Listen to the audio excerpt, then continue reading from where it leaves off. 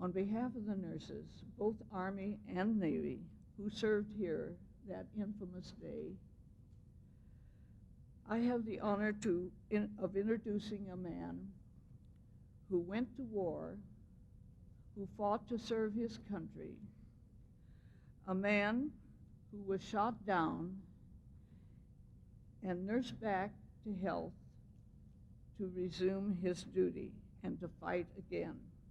Ladies and gentlemen, the President of the United States. You did just great.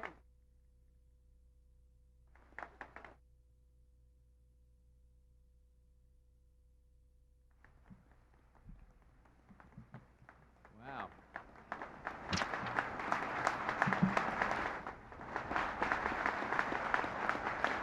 Wasn't she magnificent? Thank you very much. Thank you all, and please be seated. Mrs. Rickard, thank you for that wonderful tale of how it was at Hospital Point. Thank you for that warm and generous introduction. And now I have a favor to ask of you. I hope you and everyone else will take a deep breath for me too, please. You didn't need it, but I might. This is a very emotional day.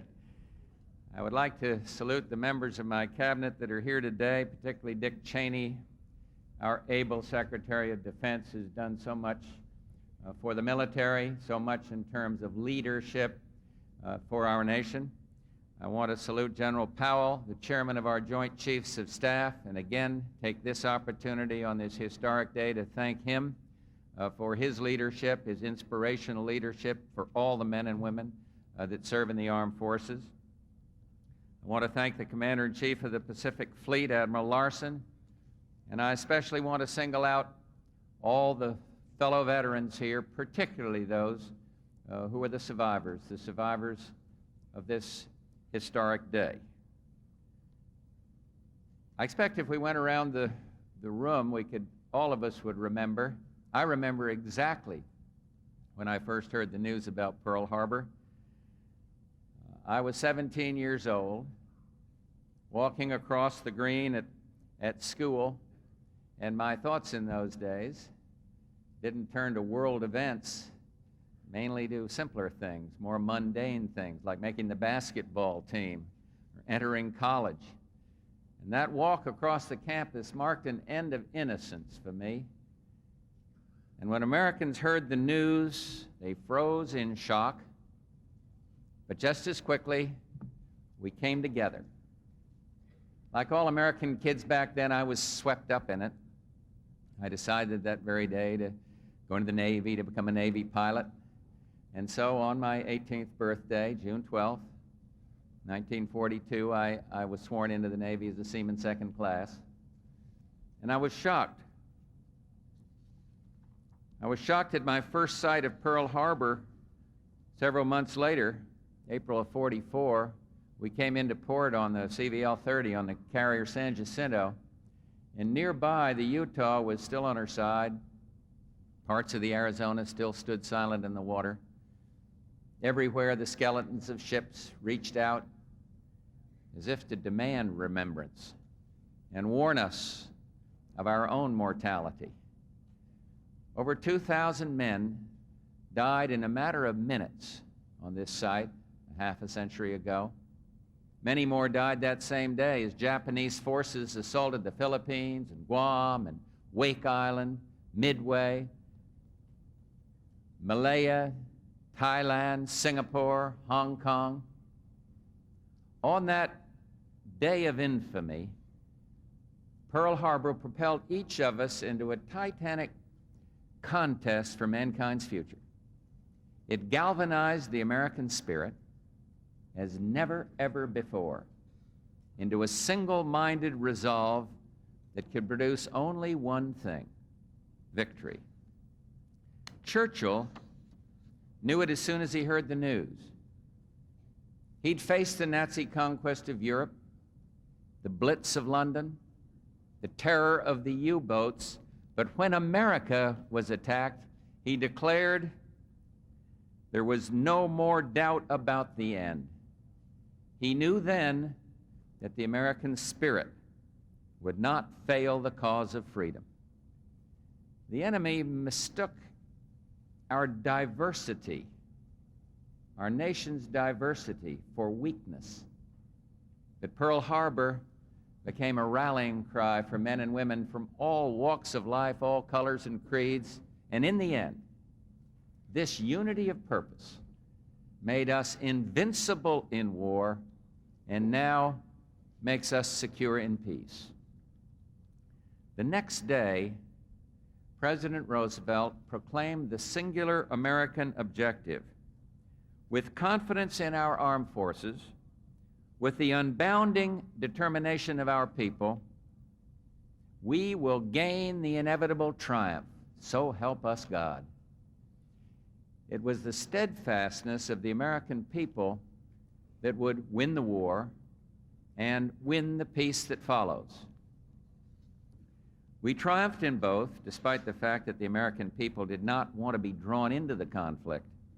The unsought war, it's been called.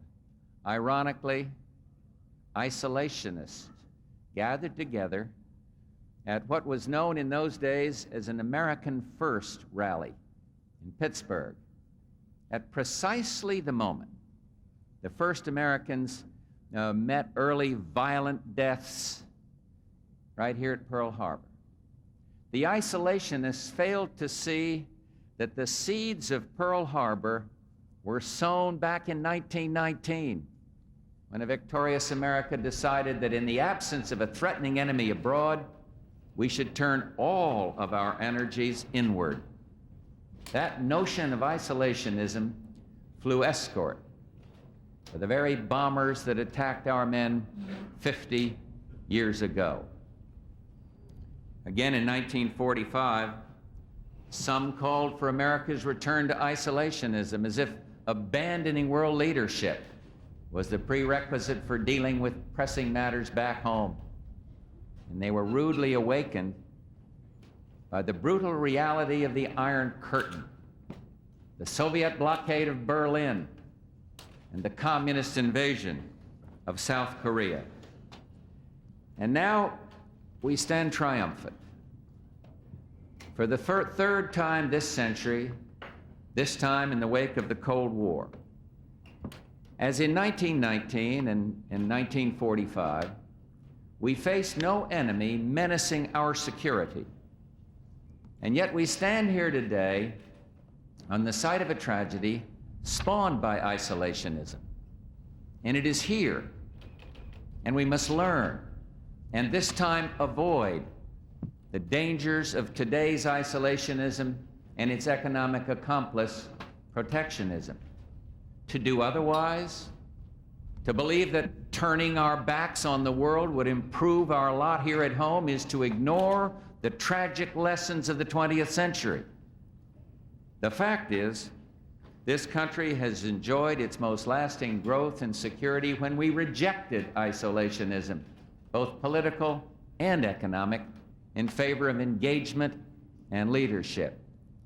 We're a Pacific nation. And next month in Asia, I'll discuss with our Pacific friends and allies their responsibility to share with us the challenges and burdens of leadership in the post-Cold War world.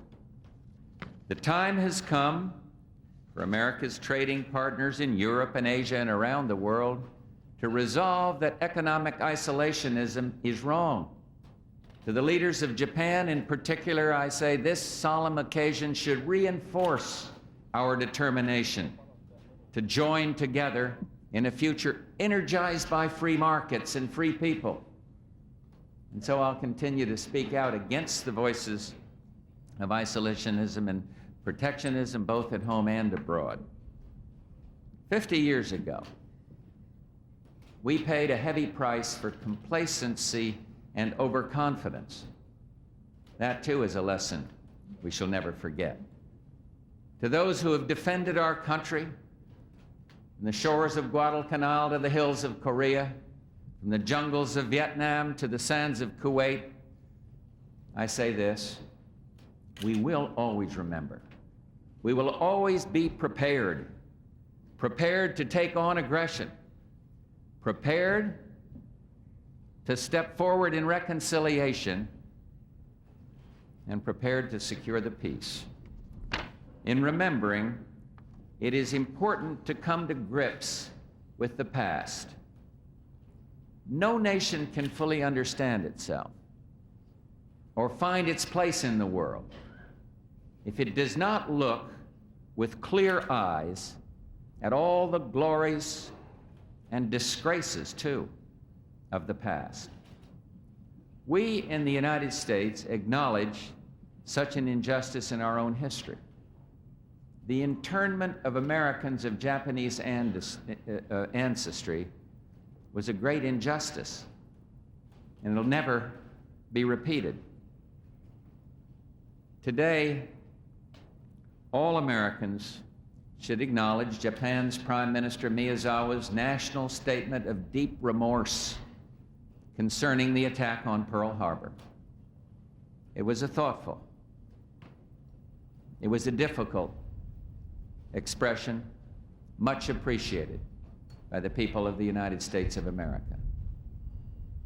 The values we hold dear as a nation, equality of opportunity, freedom of religion and speech and assembly, free and vigorous elections, are now revered by many nations. Our greatest victory in World War II took place not on the field of battle, but in nations we once counted as foes. The ideals of democracy and liberty have triumphed in a world once threatened with conquest by tyranny, despotism. Today, as we celebrate the world's evolution toward freedom, we commemorate democracy's fallen heroes, the defenders of freedom, as well as the victims of dictatorship who never saw the light of liberty. Earlier this year, when former adversaries joined us in the stand against aggression in the Persian Gulf, we affirmed the values cherished by the heroes of the harbor. The friends that I lost, that all of us lost, upheld a great and noble cause. Because of their sacrifice, the world now lives in greater freedom and peace than ever before. It is right that all of us are here today. And it is right that we go on from here. As you know, I just paid my respects at the Arizona where it all began. And behind us stands Missouri, where it came to an end. But the Missouri was also a beginning. Soon after that, Emperor Hirohito went to call on General MacArthur, who later noted that the emperor played a major role in the spiritual regeneration of Japan. Their meeting made history, and a hopeful future for a democratic Japan began to take shape. I thought of that meeting with MacArthur when I attended the emperor's funeral in 1989. I thought of it this morning, too, at the National Cemetery of the Pacific, then at the Arizona Memorial. As you look back on life and retrace the steps that made you the person you are, you pick out the turning points, the defining moments. Over the years, Pearl Harbor still defines a part of who I am. To every veteran here, and indeed to all Americans, Pearl Harbor defines a part of who you are. Recently, a letter arrived from the son of a Pearl Harbor survivor, a Navy man named Bill Liu, who is with us here today. His son writes from his home, now in Tokyo, saying, "A half-century ago, my father's thoughts were on surviving the attack and winning the war. He could not have envisioned a future where his son would study and work in Japan. But he recognizes that the world has changed, that America's challenges are different. My father's attitude represents that of the United States. Do your duty and raise the next generation to do its. I can understand Bill's feelings. I wondered how I'd feel being with you, the veterans of Pearl Harbor, the survivors, on this very special day. And I wonder if I would feel that intense hatred that all of us felt for the enemy 50 years ago. As I thought back to that day of infamy and the loss of friends, I wondered, what will my reaction be when I go back to Pearl Harbor? What will their reaction be? The other old veterans, especially those who survived that terrible day, right here. But let me tell you how I feel. I have no rancor in my heart towards Germany or Japan. None at all. And I hope, in spite of the loss, that you have none in yours. This is no time for recrimination. World War II is over. It is history. We won. We crushed totalitarianism, and when that was done, we helped our enemies give birth to democracy.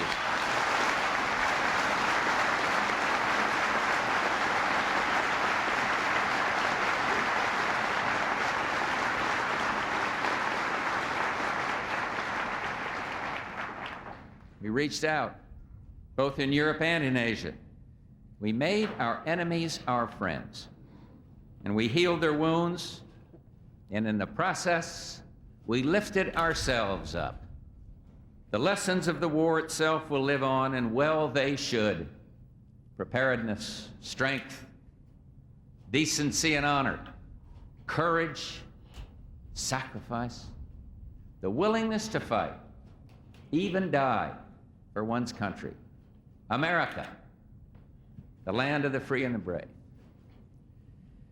No, just speaking for one guy, I have no rancor in my heart. I can still see the faces of the fallen comrades, and I'll bet you can see the faces of your fallen comrades too, family members. But don't you think they're saying 50 years have passed? Our country is the undisputed leader of the free world, and we are at peace?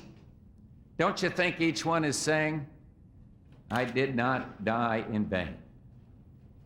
May God bless each of you who sacrificed and served, and may God grant his loving protection to this, the greatest country on the face of the earth, the United States of America. Thank you all, and God bless you.